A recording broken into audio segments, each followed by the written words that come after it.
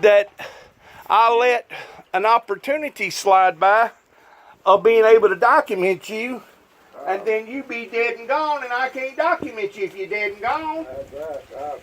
I had a guy, that man there, that guy there was a real nice man. He come by here and talked to Nancy, but I was, I don't know where, I just went on short somewhere over at farm, I guess. I know where I know it.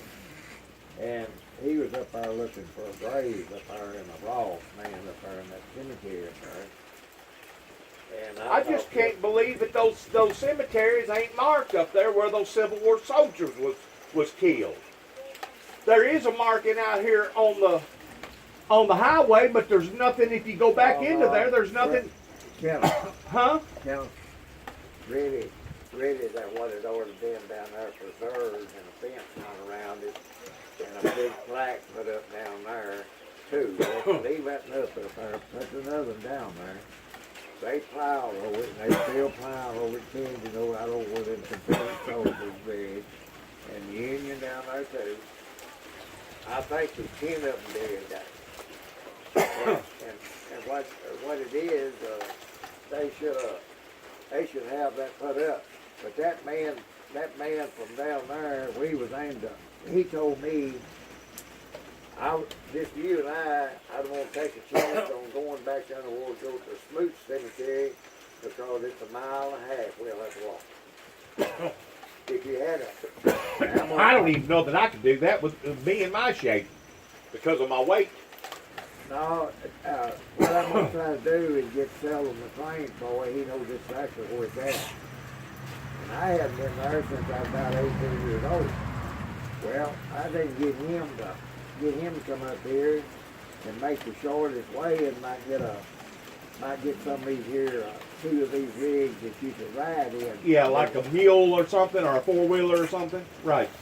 Go on in because it is used to you could go in up there, you know, and you go through it was kind of a good road back through there, but now it's rolled up in time, it's high this time through that other, and you've got a other word. Now, is this the cemetery where you said the buggy and the horse pulled up? No, you can get to it, it's right on the road. But no, this here's the Smoot Cemetery, great big cemetery up there. Well, it ain't on the record at the courthouse. It ain't.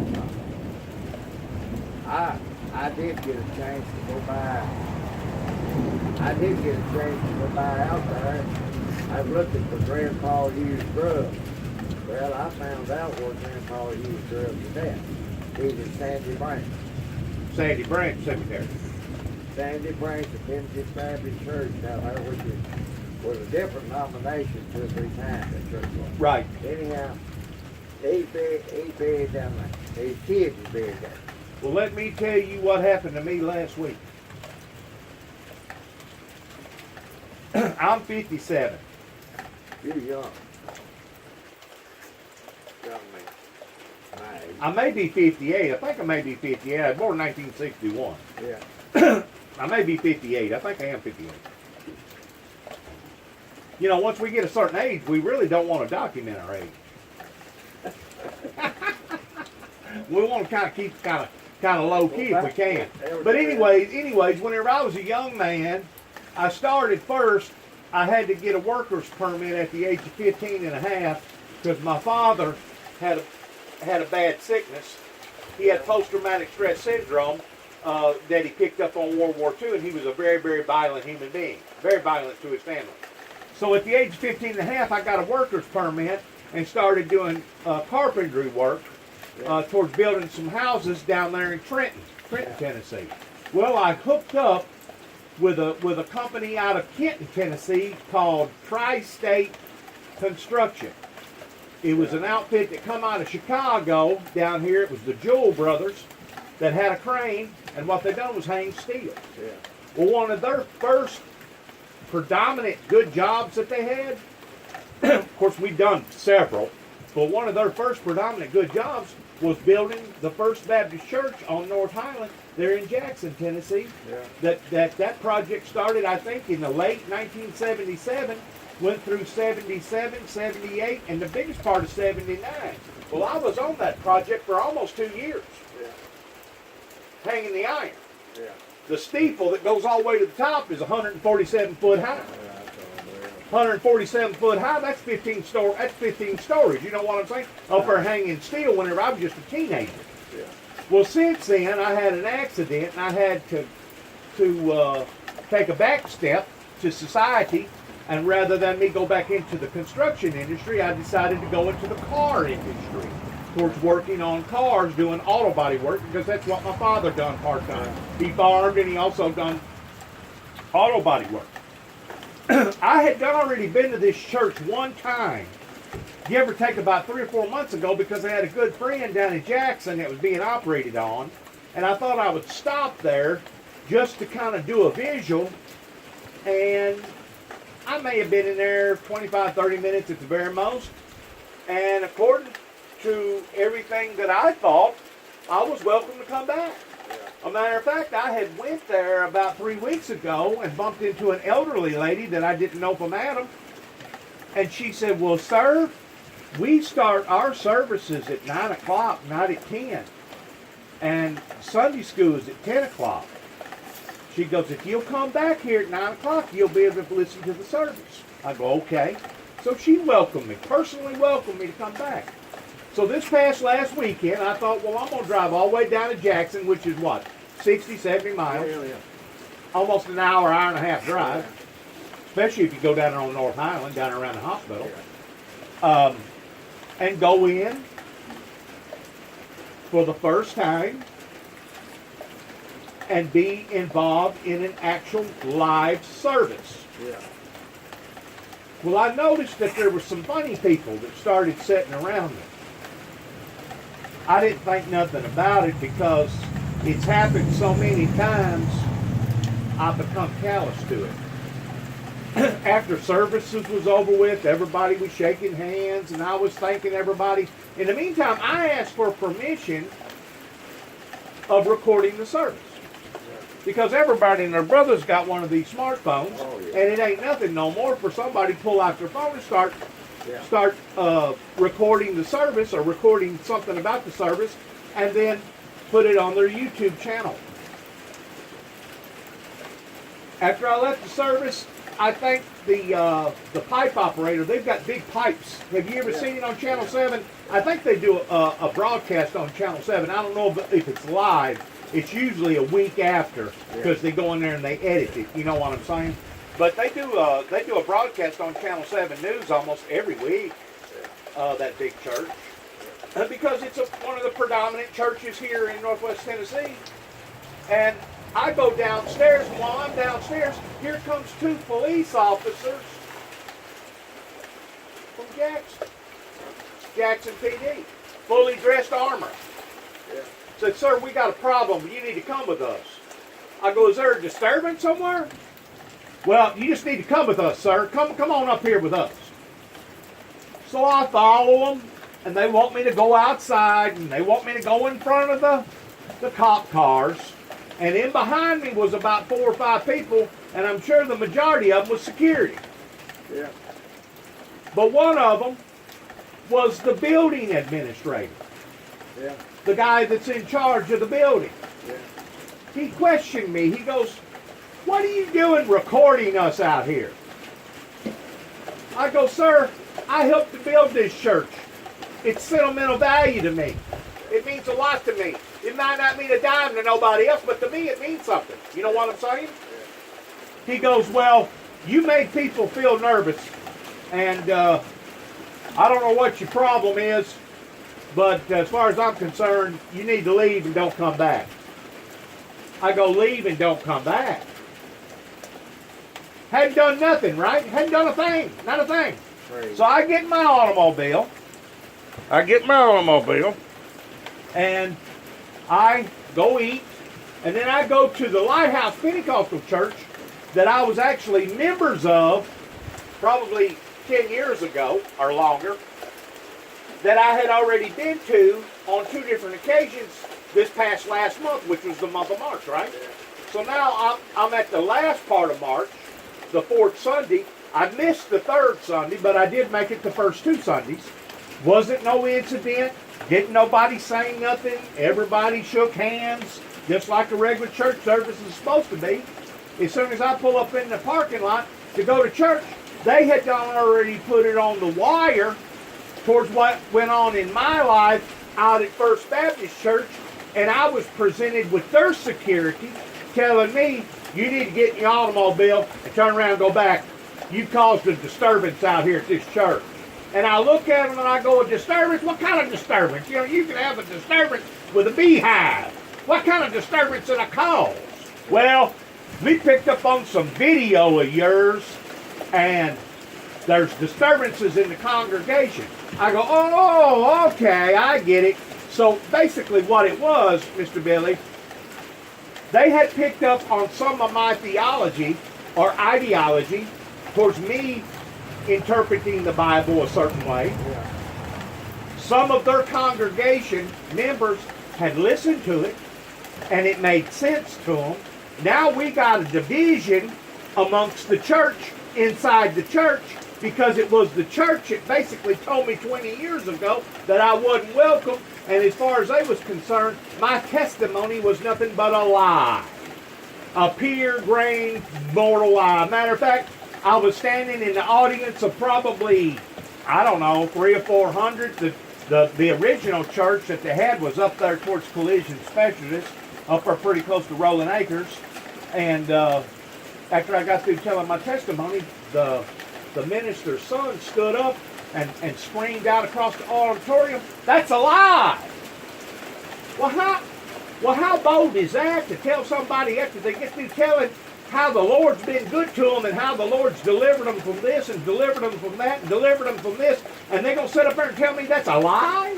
You can't tell somebody it's a lie pertaining to their testimony, because a lot of it's based around faith. You know what I'm saying? But anyways, I went ahead and left, but the bottom line was this. They was using me as a whipping post or a floor mat there at the Lighthouse Pentecostal Church, because they had a disturbance amongst their own people inside the congregation that I didn't have nothing to do with. Only thing I done was videotape it and put it on my YouTube. Well, since, listen to me, and I'm about through. Since I have went through that rigmarole last week, and I put both of those incidences on my YouTube, it's went viral. You know what that means, to go viral? It means it's going everywhere. Thousands and thousands and thousands of people are listening to it and watching it, because what has occurred here was wrong. You can record Jerry's got Jane over that Jerry was a good singer, my brother. Yeah. That I didn't know she recorded all that when he was preaching and all of his songs that he was singing. Right. Jane, his wife, he got all that down over there and got all that recorded. Well, it's got. You can do that, but it's a got lot of stuff in more in there. It's got to the point, Mr. Billy, that if I didn't have my telephone device towards documenting what was going on, either in the First Baptist or in the Lighthouse Pentecostal, there ain't no telling what kind of lies that those people would have cooked up on me. They'd have said I was looking down so and so's dress, or I was trying to get flirtery with sister so and so. There ain't no telling what kind of lies that they would have told on me if I didn't have my instrumentation device going. It's almost got to the point you got to walk around with a body camera on your body 24/7, and and to live in a society like that, that's bad.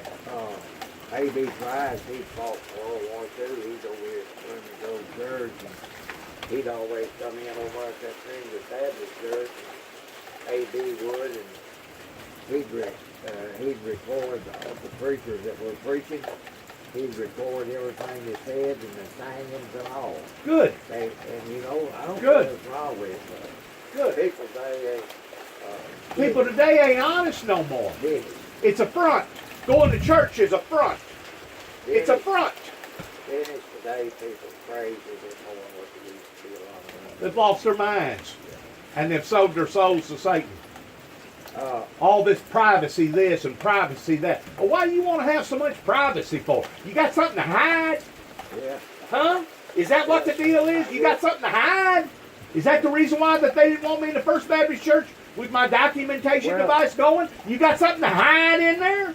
I thought a church, any church, if you want to go to, you'd be welcome to it, but probably Dennis, probably not anymore. No. You got to fit in the clique. You got to. I pulled up a while ago at the First Baptist Church in Dresden where Tommy Moore goes, and I guarantee you, there was people already getting nervous because I was actually contemplating in going to service there in Dresden, but I thought, no, as soon as I do, they'll end up saying something about me going there. Oh, yeah. So I thought, no, there ain't no need of me even attempting to go there. So I just cranked my automobile up and left the parking lot, and now I'm up here talking to you right now. Then just stay away from it. Just stay away from it. You know They're a bunch of bastards, ain't they? Yeah, really. They're a bunch of bastards. Really today, Dennis. And they have interpreted the Bible incorrectly? Dennis. Today, if too many people today, they don't care anything about you at all. They don't like one another, and they're no good. And that's like I told Nancy. I said, well, I'm not going to vote no more. Because if you vote out here in Dresden, they don't. And then if they get in office, and once they get in office, they don't even know you no more. No. I've been, it's just like the sheriff out here in Dresden, he ain't no count. He's not worth 15 cents. And Judge Moore out there sometimes, really, I can meet him and he's real friendly like, but he might have a lot on him really, Dennis, but the thing of it is, he might, when I meet people, I know one thing. There's some guys come here, and I'm thinking here today, and I didn't stay with them a long time, but one of them men, I never met the other men, and I didn't spend a little time with them until I was 6. But anyhow, he's a good man. What was they wanting from you? Well, they just, what they were doing is they were going to they want to take some pictures over on them railroad engines and all that stuff to put in a magazine. Right, you don't mind that. No, I tell you one thing. The more free advertisement, the better. Yeah. As far as stuff like that goes, because you do have a museum. Basically, you've got a museum out there. They don't, people today don't. I go up here, well, me and my brothers was here with a preacher. They like Mother and Daddy pretty well up here, but they didn't get here. They didn't really like me, or they didn't like that, and Billy, God showed me something about you. who did? God did. Oh, yeah. God showed me something about you. You know what he showed me? You was abused as a child. And You was abused. You was taken advantage of as a child.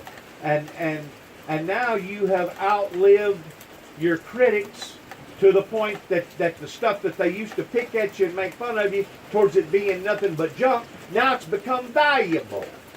You've outlived your critics. I admire you.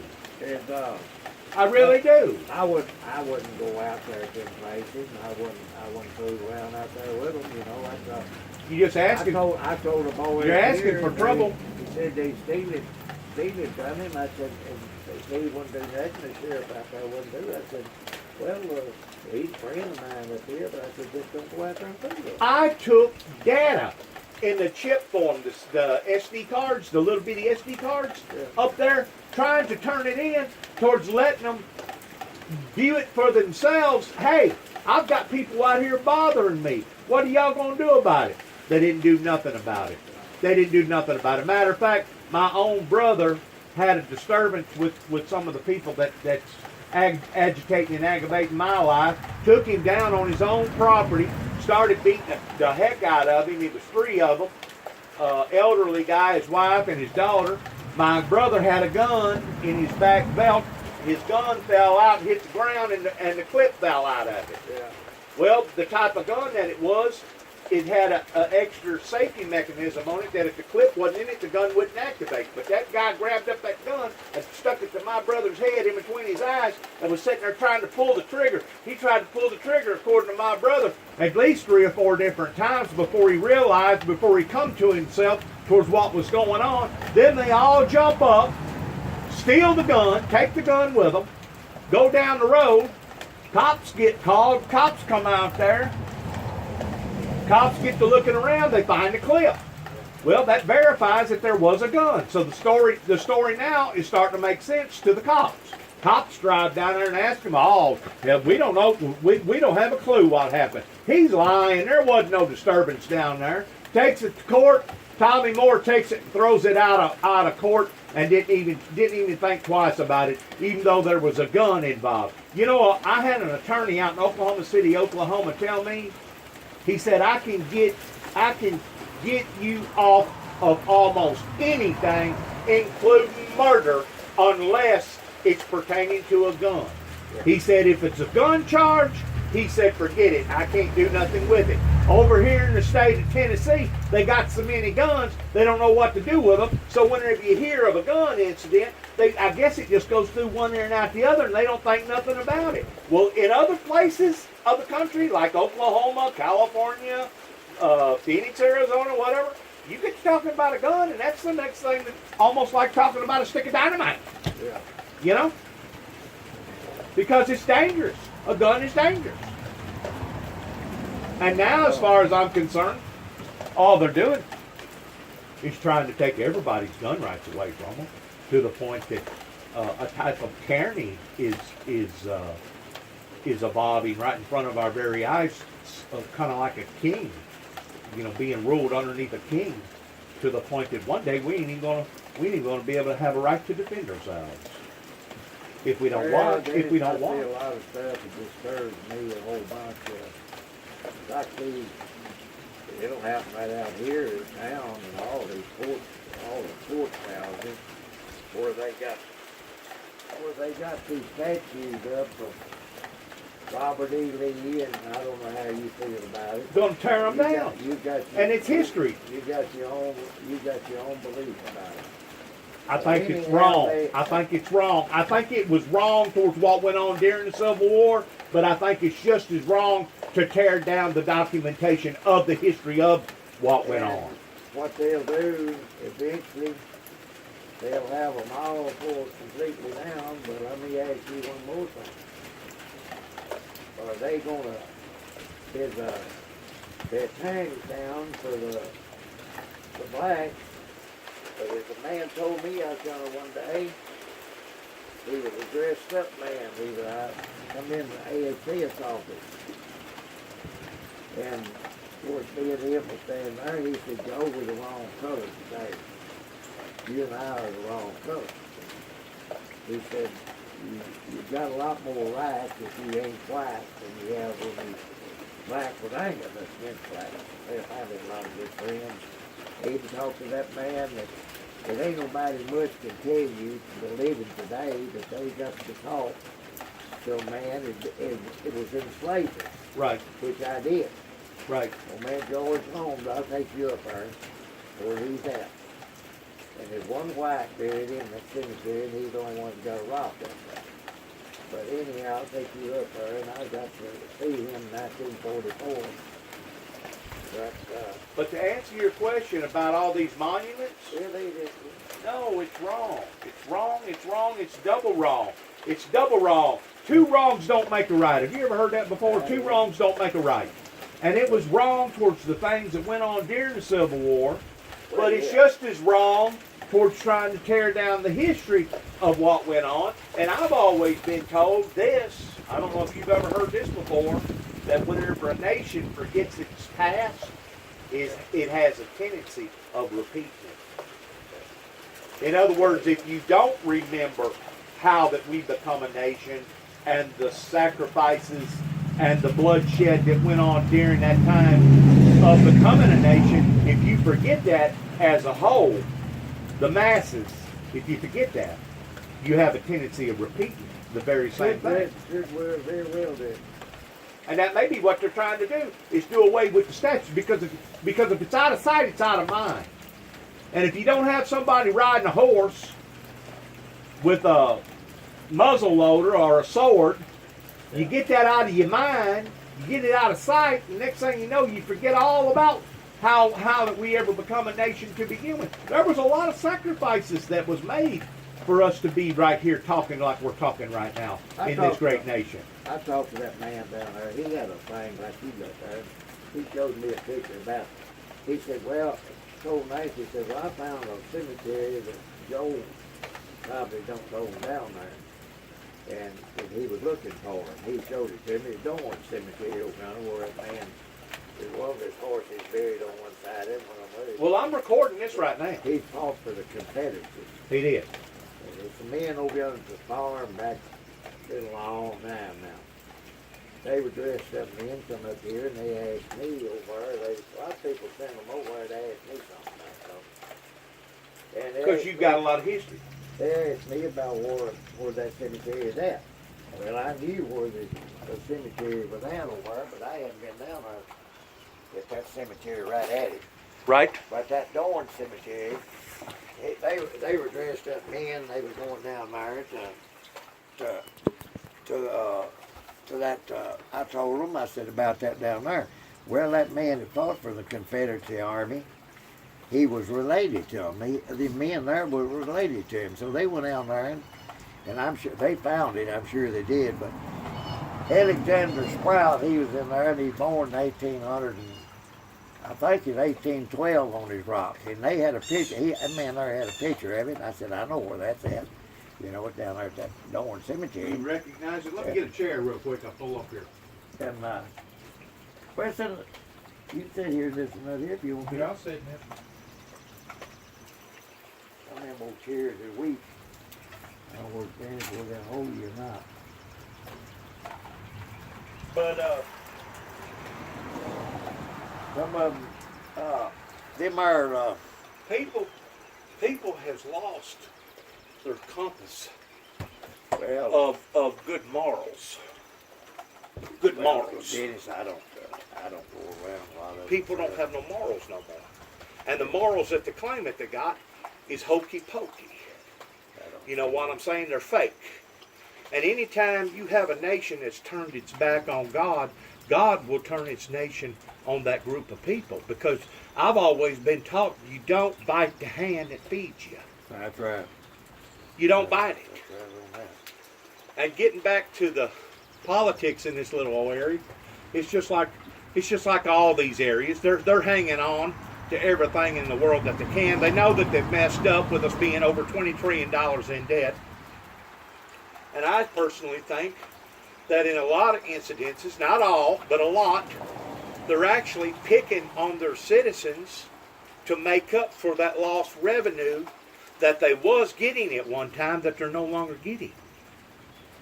You see what I'm saying? In other words, they're making it hard on the decent people, the civilized people. Yeah. And whenever you have a nation that's doing that, if it continues to do that, one or two things is going to happen.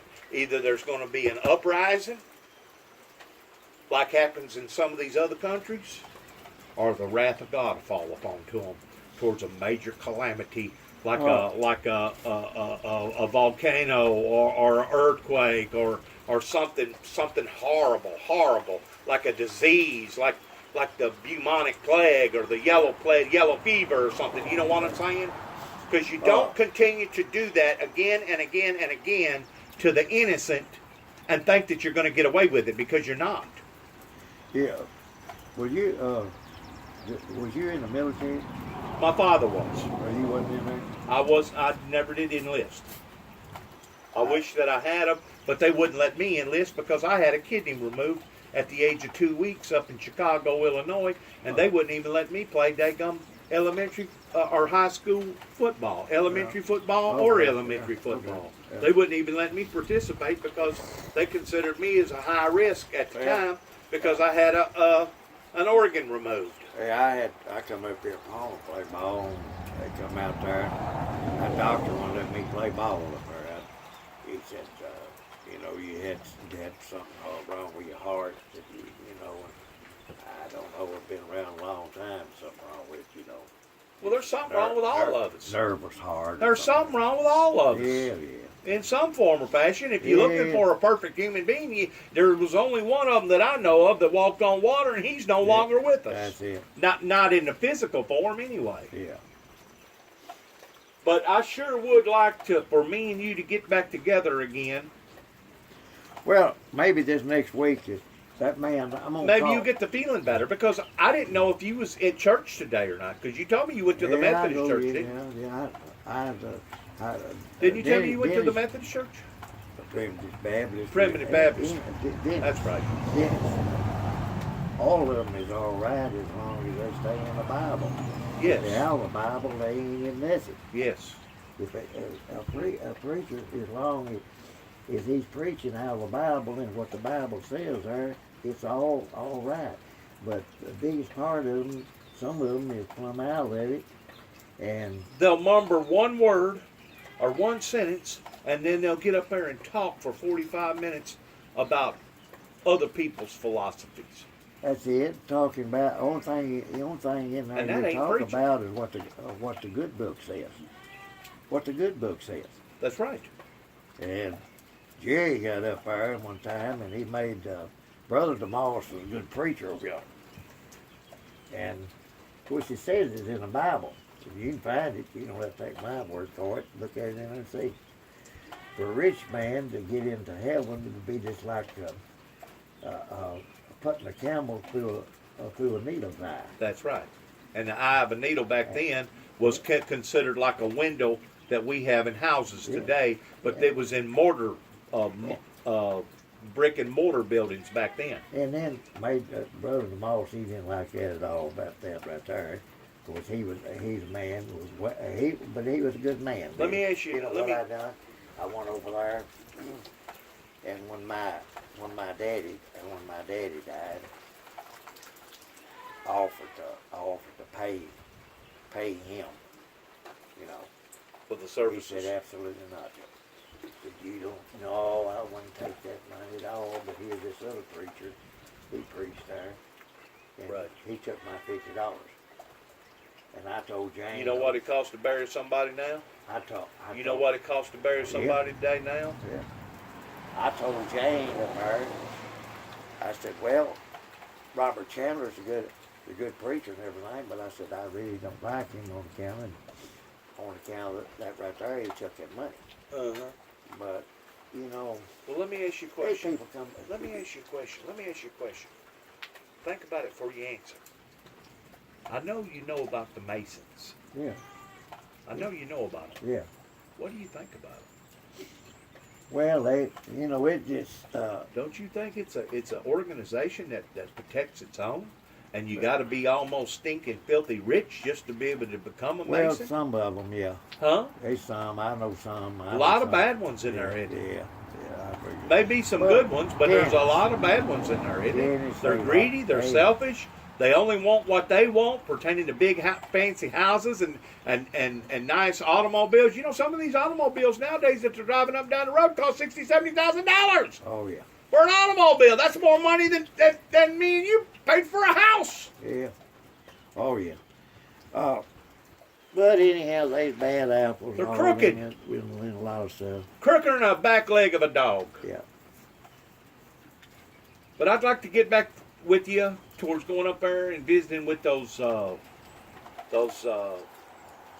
military Confederate cemetery, because I really need to see that. And if you don't mind, I would also like to scout out maybe a piece of property or two around here and see what I can do about that. I will get together. I'm gonna call that boy down yonder. I'll call him this evening. But I didn't know you had a spell, Billy. Oh yeah, I have my spells in it. That's why I don't like driving off somewhere. He come up over there and I just sat down on a rock out there talking to him. You know what you need? And You know what you need? but I went out there and they said You need you one of those things that you can put around your neck or put on your wrist, and it has a button on it. and you can mash that button and it automatically puts out a signal to 911. That way, they can at least start looking for you if you do have a spell like that. Oh, yeah, they make something like that now for people that has health conditions.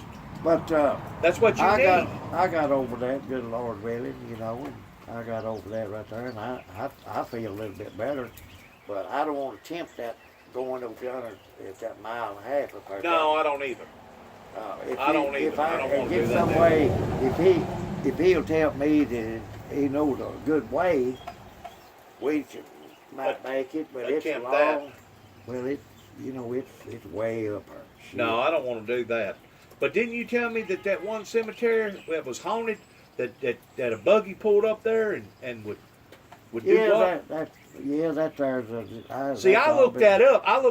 And there's a lot of Civil War stories pertaining to haunts and haunts. Yeah. And the reason why is because they claim if the body is submerged into the ground and it doesn't have a proper marker, that soul, the soul remains in purgatory and it don't never go to where it's supposed to go because hadn't nobody never properly marked a grave. Yeah. Now you can read anything. You can read anything online, but it does make a lot of sense because years ago, my grandmother used to tell me about stories of Civil War days, of what her mother would tell her of how that they used to have to hide from the Civil War soldiers and get up underneath the house, and they would come and they would take the chickens and kill their livestock. I mean, there was some horror stories that went on back then. Yeah, they used to over here at Griffith Cemetery over where Jonathan Matheny, the first brought some of the settlers that ever come in this country, and they'd go over there nearly every night and sleep in the Griffith Cemetery. It's right on the side of the road over. Yeah. That's where that Caleb Wilson, it reads about him in that family tree book, and he he could pick up 1,000-pound millstone. Big man. It tells all about it. He's over there, he's buried there, and I think he's born in 1820. See, that's just about time. 1821, that's when Louis Thompson was the first boy baby ever born in Weeks County, ever come to Weeks County. Who? Louis Thompson. Stunson. He's buried at Maplewood Cemetery where I told you over. Okay. But that rock up there, way up in there, all his family's there with him. Right. There's 5 cemeteries connected to the Stonsons. But there's one of them we can make. Well, let me ask you a personal question about the governor that become governor here. Do you know anything about his previous family? What was his last name? The one that's in there now? The one that come from this area. Oh, Ned Ray. Yeah, did you know anything about his people? Not a lot. He's born up here at Palmersville. Ned Ray was. He was? Uh-huh. Yeah. Well, where was his father and mother from? Up here. They was already here? Yeah. Yeah, they were. Was they Irish? Ned Ray. Or German? They ain't nothing up here. They must have been German. Pretending to Ned Ray's mother and daddy. And not even him. It already had a little thing put up here, birthplace of Ned Ray McWhirter at Palmersville. Sure. They got a thing out yonder, and being governor out there, and right. got him out there. Got a governor's museum there in Dresden. Yeah, and got a thing there, that's a monument out there in front right. of the courthouse. Right. But he was born up here. He was house born. Up here, yeah. Yeah. Yeah. He was born right up You was here. probably house born too, wasn't you? You probably wasn't born in a hospital, neither was you. No. You was born in a house. Most all the kids back in were. Yeah. Now they do, but not then. No. Did he have any brothers or sisters or anything? I don't know where Ned Ray had any brothers, Dennis or not. Because you remember whenever we had that meeting over here at the museum thing, and there was a lot of them up there, and I was recording it. You remember that? Yeah. There was some people that said something about that he still had some remaining kin that was living in Nashville, that every now and then would come down here and visit with the bunch. So Well, he they must still have some remaining. Oh yeah, he's got that boy out yonder, but that boy out there he got that farm right there, 1,300 acres of land right out there. And he also had a big deal with the Budweiser plant out here, didn't he? Yeah, and the trucking too. And the trucking? Volunteer trucking, but he got out of that end right there. Yeah. But that boy's adopted kid. He is. And his girl, I think that girl down there, Martin, William knowed her real well, that boy of mine. But I think that's the only child he had. Was a daughter? I think so. Yeah. I'd have to find out. I'll tell you what I will do. I'll ask Jim about it. How long's he been dead? Ned Ray's been gone probably about 5 years. Because he stayed up there in a nursing home for years and years, did he? No, he didn't stay there. No, I thought he stayed in a nursing home. I don't think so. I don't think he ever went to nursing home. I think he did now. I may be wrong about that. But yeah, they got a little museum up there in honor of him. Like you said, there ought to be a marker up here in Palmersville, birthplace of Ned Ray. Ned Ray. They don't want to do things formal They don't in this area for some reason. They don't document things They don't properly. care. Their laws is backwoods. They live on a buddy system to where if they like you, you can almost get away with murder in this county. But if they don't like you, if you so much as step on a wooden nickel, they're gonna ruin you. Yeah. They're gonna ruin you. You hear me? They're gonna ruin you. Oh. You've had dealings with them up here. Oh yeah, I know them all out there. You've had dealings with them. They probably wanted a chunk of your property at one time. Yeah, I never have been out there at Ned Ray's museum in there inside, and I don't know what they got. It's nice. It's nice. Got a lot of stuff in there. It's nice. It's quite a bit. Tells where he come from, what ball team that he went to, and where he went to high school, and where he went to college, and it's a documentary of his life. I bet your dollar he has as much stuff in there. I bet I got more out here than he had in that museum. I bet I know more than they do. You probably do.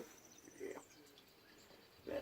But history's being lost every day. Well, yeah, because nobody cares about history no more.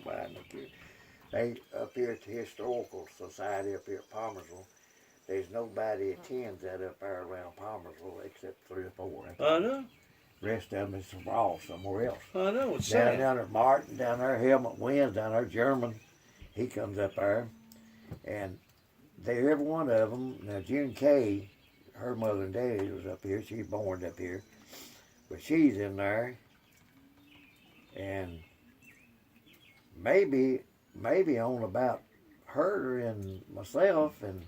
We'll see. And let's see, Dennis, about 3 or 4. Rest of them. Well, see, I didn't know until I went to that historical society there at the museum that at one time Palmersville had a college. Oh yeah, yeah, I know. I didn't know that. Yeah, and like some of them said, if their family would have sold the ground to the Illinois Central Railroad, yeah, coming from a beeline from Paris, going to Union City, that would have put Palmersville right in the center, and it would have bypassed Martin completely, because it would have been a straight shot all the way to Union City. It would have been a perfect route to have come right through this area from Paris, right through this area. So in reality, Palmersville should be Martin, Tennessee right now. But you got beat out of it because of Ray McWhorter's family didn't want to sell to the Illinois Central Railroad or whatever railroad it was back then. Oh. Y'all got beat out of your growth. And now your little town has basically dwindled and died and gone away. That's and right. How many other towns are we seeing now that's dwindling and dying away? Look at Sharon. Sharon used to be a thriving area. Greenfield's barely coming back. but Medina, Bradford, Rutherford, Dyer, Kenton. I could go on and on and on with name after name after name pertaining to towns that eventually they're going to become unincorporated to the point that they're not going to be able to pay for the services of being a town. I used to out here at Dresden. Out here on Saturdays out there, you couldn't even stare them with a stick out there. You can go out there now and maybe there'd be 2 cars around the square out there, nobody there at all. Fulton down there was a steam town, and of course steam, diesels now, and there ain't no trains much going. More there than it is Martin. Our history's dying and our future's dying. And down the there, future of our children and our children's children. And down there at Fulton, that whole town dead now. Well, if you go up here towards not Hazel, but what's the next little community? You're in Hazel and Murray. Yeah. Now Murray's hung on. Murray's growing in leaps and bounds. But all them little communities between here and Murray, they're drying up and blowing away. Yeah, the university up there at Murray keeps it going. Martin. Yeah. That's the only thing keeps Martin going to university. And I have, in my travels, I have found that an area that either has a university or a college or has a military, anything to do with the military, they'll hang on. Yeah. They'll grow. Kind of like Clarksville. You can go to Clarksville. Yeah. Clarksville's growing in leaps and bounds. Yeah, that's leaps and bounds because of up there at Fort Campbell. Yeah, that's a big town up there. That's where the money is. Yeah. The money's going to go wherever the colleges and wherever the universities are and wherever the military compound bases are. Yeah. Everything else is all considered rural. Yeah. Rural area. Yeah. I just got through watching, I almost cried whenever I seen it this past last week. I drove by. I used to know the people that lived in the house.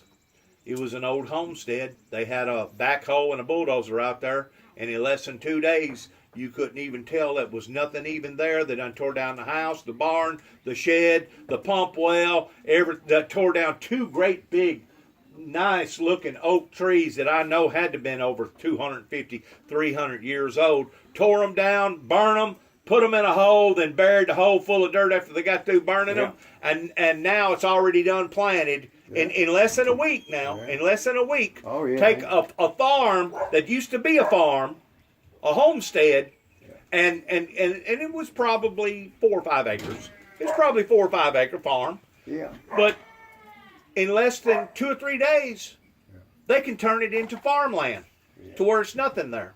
Hey, Nancy. Hey, you doing all right this morning? I'm doing okay. I was on my way to Kentucky, and I thought I'd drop by.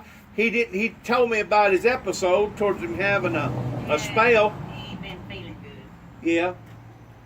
I'm gonna get back with him sometimes next week. He's gonna show me the cemetery plots up there where the military Confederate soldiers are buried.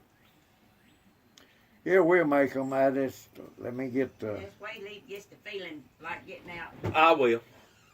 I don't. You can go get in Daddy's lap and over and get in his lap. Come here, hon. Where you going, Sophie? Now you can't go out. Come here. What's the name of that dog? Sophie. Sophie. Sophie. Hey, Sophie. Hey, little Sophie. Both of them are scared of thunder and lightning. It starts thundering and lightning, they get upset. Soap is a soap. Ain't you so bad? When did you get little dogs like this?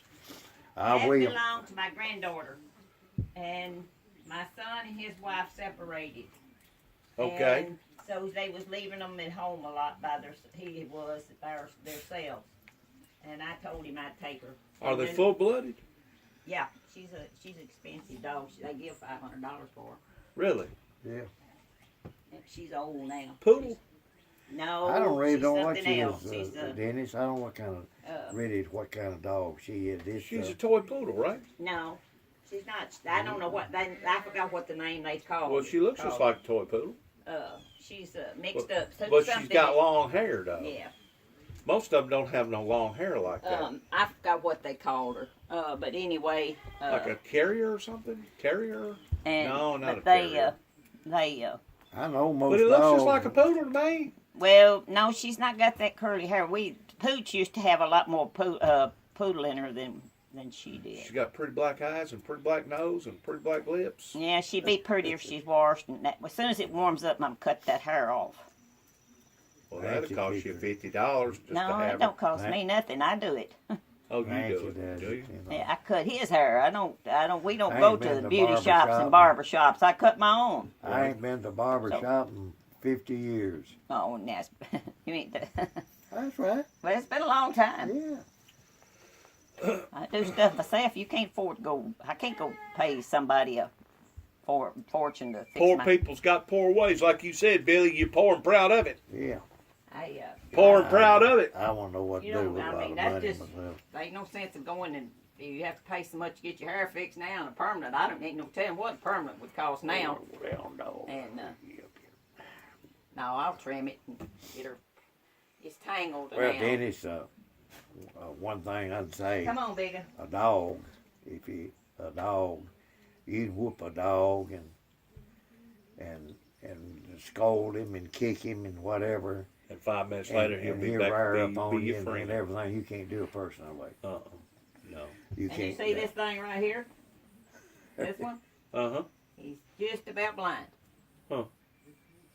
Cats now got a memory. If you be mean to a cat, they'll remember it. You know it? He's They'll get to where they won't have nothing to do with you if you be mean to them all the well, time. I'm not good to these, but they right under my feet all the time. Yeah. But they know what this is when I tap them to get out of the way. Oh, yeah. Soap Come on, and baby, soap get out of the way. pages. All right, well, I'm going to get on. It's been good Well, talking Dennis, to you, Billy. we'll get together on that and go up there. All right. We can go to a lot of them without walking and Sure. some. I'm gonna get him to come up here and that man there might have a way that we could ride on back there part of the way. I don't know where you'd have. If you have to cross fences, you out, Right. and you just have to be a walking done. Right. And I need him with us because he knows this sector where we won't have to walk out of the way going to it. I got you. If you have to walk, we can walk it, and we won't have to go through somewhere, walk a mile that we missed it. Now, we went to one cemetery back there, and I went back and found it. It's a Vincent cemetery back there. And the Dorn cemetery is there, the Vincent cemetery is on up here, and then you go on up further in the Smoot cemetery. So all three of them in line back there nearly. Really? They're not very far apart. And then I went back over and found the Vincent Cemetery and told Jim, I said, if we'd went as far from here to that house right there, if you'd went that much further, you'd have been in Vincent Cemetery. But we don't want to walk a mile out of the way. Nah. All right, I'm going to get on, Mr. Billy. Good talk to you. Take care of yourself. Good talking to you, too. I'm going to go up into Kentucky. Don't get hurt driving now out there. Well, you got a lot of idiots out there. You got people out there doing drugs, going down the road and having sex and putting on makeup. And you got people out there that just... Just be careful. Don't get in a car wreck. I know. It's only by the hand of God that I'm even still here. I may talk to you later on about possibly getting a goat off of you. Them goats has went up, hadn't they? Goats. You do? Yeah, he's coming out of Nashville. Really? Yeah. I've been told you can get 60, 70, 80, maybe $100, $110 for a goat. What kind of price you got on your goats?